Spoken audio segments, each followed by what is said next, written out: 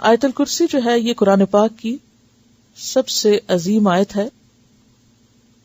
جو شخص ہر نماز کے بعد آیت الکرسی پڑھ لے اسے جنت میں جانے سے کوئی چیز نہیں روک سکتی.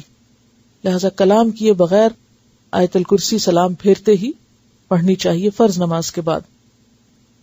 حضرت ابو ہریرہ سے روایت ہے نبی صلی اللہ علیہ وسلم نے فرمایا ہر چیز کا کوہان اور بلندی ہے، ہر چیز کا کوہان اور بلندی ہے، اور قرآن حکیم کی بلندی سورۃ البقرہ ہے، اور اس میں آیت الکرسی تمام آیتوں کی سردار ہے. اس آیت کا پڑھنا انسان کو رات بھر شیطان کی شر سے محفوظ رکھتا ہے، کیونکہ شیطان نے ابو ہریرہ رضی اللہ تعالی عنہ کو خود یہ بات بتائی جس کی تصدیق نبی صلی اللہ علیہ وسلم نے کی، کہ اس نے کہا کہ جب تم سونے کے لیے بستر پر جاؤ تو آیت الکرسی پڑھ لو، صبح تک اللہ کی طرف سے تم پر ایک نگہبان فرشتہ مقرر رہے گا، اور صبح تک تمہارے پاس شیطان پھٹکنے نہ پائے گا. اور نبی صلی اللہ علیہ وسلم نے فرمایا کہ اگرچہ وہ جھوٹا ہے مگر اس نے سچ کہا، یعنی بات سچی ہے لیکن وہ جھوٹا ہے، وہ شیطان تھا. ابی ابن کعب سے مروی ہے کہ نبی صلی اللہ علیہ وسلم نے ایک مرتبہ ان سے پوچھا کہ اللہ کی کتاب میں سب سے عظیم آیت کون سی ہے؟ تو انہوں نے کہا اللہ اور اس کے رسول ہی بہتر جانتے ہیں. نبی صلی اللہ علیہ وسلم نے یہ سوال کئی بار دہرایا تو ابی ابن کعب نے کہا آیت الکرسی. نبی صلی اللہ علیہ وسلم نے یہ سن کر فرمایا ابو المنذر تمہیں علم مبارک ہو، اس ذات کی قسم جس کے قبضے میں میری جان ہے، جس کے ہاتھ میں میری جان ہے، عرش کے پائے کے پاس یہ اللہ کی پاکیزگی بیان کرتی ہوگی. آیت الکرسی عرش کے پائے کے پاس اللہ کی پاکیزگی بیان کرتی ہوگی، اور اس کی ایک زبان اور 2 ہونٹ ہوں گے. یعنی اللہ سبحانہ وتعالی جس چیز کو چاہے جیسی صورت عطا فرما دے. اللہ لا الہ الا هو الحی القیوم لا تأخذه سنة ولا نوم له ما في السماوات وما في الأرض من ذا الذي يشفع عنده إلا بإذنه يعلم ما بين أيديهم وما خلفهم ولا يحيطون بشيء من علمه إلا بما شاء وسع كرسيه السماوات والأرض ولا يؤوده حفظهما وهو العلي العظيم. اللہ وہ زندہ جاوید ہستی جو تمام کائنات کو سنبھالے ہوئے ہے، اس کے سوا کوئی الہ نہیں. وہ زندہ ہے، قائم رکھنے والا ہے.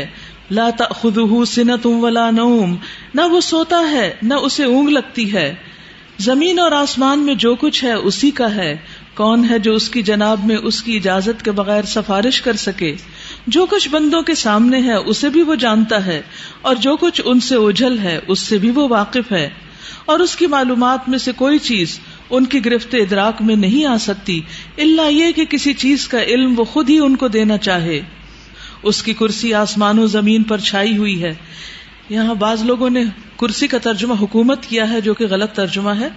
کرسی ابن عباس کی روایت کے مطابق اللہ سبحانہ وتعالی کے قدم رکھنے کی جگہ ہے، فٹ سٹول ہے. وسع کرسیہ السماوات والارض، اس کی کرسی آسمان و زمین پر چھائی ہوئی ہے. اور 7 آسمان اور زمینیں کرسی کے مقابلے میں بس یہ اتنے ہیں جیسے ایک وسیع میدان میں ایک چھوٹا سا رنگ ہو، ایک چھلا ہو. یعنی سارے آسمان اور زمینیں جن کی وسعتوں کا ہم اندازہ نہیں لگا سکتے، وہ اللہ سبحانہ وتعالی کی کرسی کے مقابلے میں کتنے ہیں؟ جیسے ایک بڑے میدان میں، بہت بڑے صحرا میں ایک چھوٹا سا رنگ پڑا ہوا ہو جو دور سے نظر بھی نہ آئے. تو اس سے اندازہ ہوتا ہے اللہ سبحانہ وتعالی کی عظمت کا. ولا یؤودہ حفظہما، اور ان کی نگہبانی اس کو تھکاتی نہیں. وہو العلی العظیم، اور وہ بلند ہے، بہت بڑا ہے. اس آیت کے اندر اللہ سبحانہ وتعالی کے 5 نام اور 26 صفات کا ذکر کیا گیا ہے. تو اس آیت کے اندر سب سے پہلا نام ہے اللہ. اللہ کا یہ نام بہت بابرکت ہے، بہت پاورفل ہے.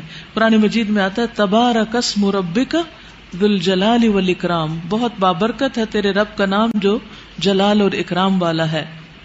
حقیقت یہ ہے کہ انسان کو ہر موقع پر اللہ کو یاد کرنا چاہیے اور اس نام کے ساتھ پکارنا چاہیے. رسول اللہ صلی اللہ علیہ وسلم نے فرمایا جب تم رات کو کتے کے بھونکنے یا گدھے کے ہینگنے کی آواز سنو تو اللہ کی پناہ طلب کیا کرو، کیونکہ جو کچھ وہ دیکھتے ہیں تم نہیں دیکھتے، اور جب پاؤں سکون کر جائے تو باہر کم نکلا کرو، کیونکہ اللہ تعالیٰ رات کے وقت اپنی مخلوقات کو جیسے چاہتا ہے منتشر کرتا ہے۔ اور اللہ کا نام لے کر دروازے بند کیا کرو، کیونکہ شیطان وہ دروازہ نہیں کھول سکتا جسے اللہ کا نام لے کر بند کیا گیا ہو۔ مثلاً کہیں آپ نے اپنے کوئی قیمتی چیزیں رکھی ہوں اور رات کو گھر کا دروازہ بند کرتے وقت، یا کوئی بھی چیز جس کو آپ محفوظ کرنا چاہیں سب انسانوں سے یا سب جنات سے، تو اس پر آپ اللہ کا نام پڑھیں۔ اور فرمایا بسم اللہ پڑھ کر مشکیزوں کا منہ بند کر دیا کرو، یعنی اپنے برتن ڈھانک دیا کرو، مٹکے ڈھانک دیا کرو، برتنوں کو اوندھا کر دیا کرو۔ اور اسی طرح جنوں کی آنکھوں اور انسانوں کی شرمگاہوں کا پردہ یہ ہے کہ جب بھی کوئی کپڑے اتارے تو بسم اللہ پڑھ لے، یعنی کپڑے اتارنے سے پہلے اگر آپ بسم اللہ پڑھ لیں گے تو آپ ایک طرح سے محفوظ ہو جائیں گے، شیطان آپ کو دیکھ نہیں سکے گا۔ لیکن جو شخص اللہ کا نام نہیں لیتا وہ حقیقت میں شیطان کا ساتھی ہے۔ ابن عباس کہتے ہیں رسول اللہ صلی اللہ علیہ وسلم نے فرمایا کہ ابلیس نے کہا اے میرے رب، تو نے اپنی ساری مخلوق کا رزق واضح کر دیا ہے، تو میرا رزق کہاں ہے؟ فرمایا ہر وہ چیز جس پر میرا نام نہ لیا جائے وہ تیرا رزق ہے۔ تو کچھ بھی اگر ہم کھاتے ہیں جس پر ہم اللہ کا نام نہیں لیتے، اس وقت اللہ کو یاد نہیں کرتے، تو وہ ایک طرح سے ہمیں نہیں ابلیس کو فائدہ دیتا ہے۔ پھر اس کے بعد لا الہ الا ہو، الہ کا ذکر کیا گیا، اور لا الہ الا ہو جو ہے لا الہ الا اللہ افضل ترین ذکر ہے، یعنی آسمان و زمین اور ان کے درمیان کی ساری چیزوں کو ترازو کے ایک پلڑے میں رکھ دیا جائے۔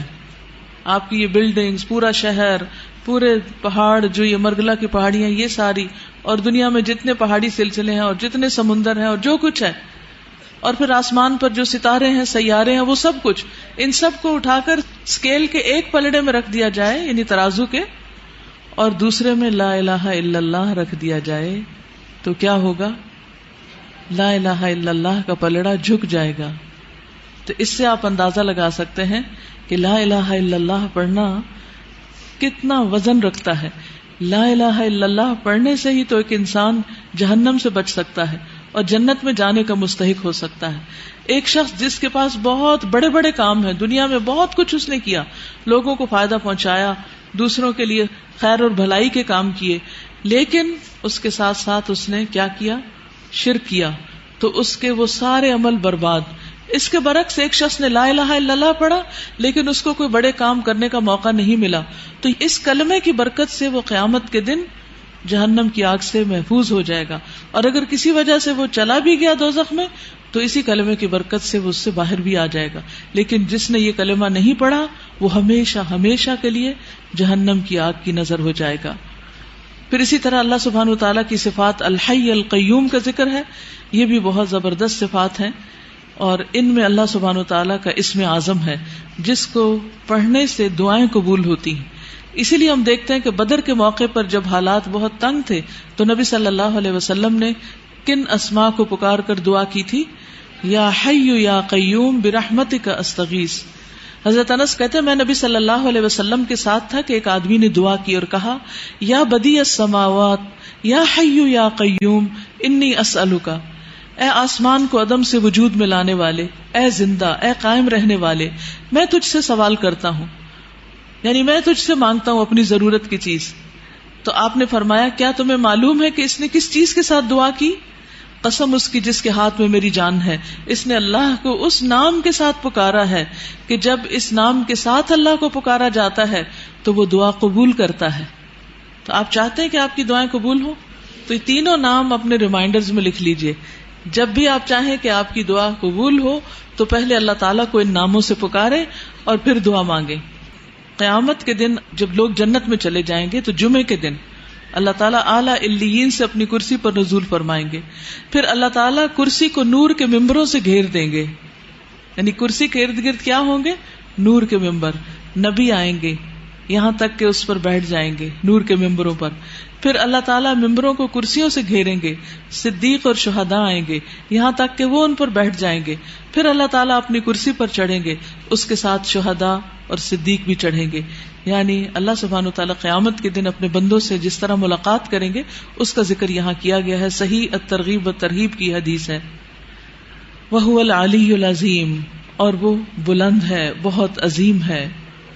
اور حقیقت یہ ہے کہ اللہ سے بڑی کوئی بھی چیز نہیں، اس لیے ہمیں اللہ تعالیٰ کے ناموں کے ساتھ دعا مانگتے ہوئے خصوصاً تسبیح کرنی چاہیے.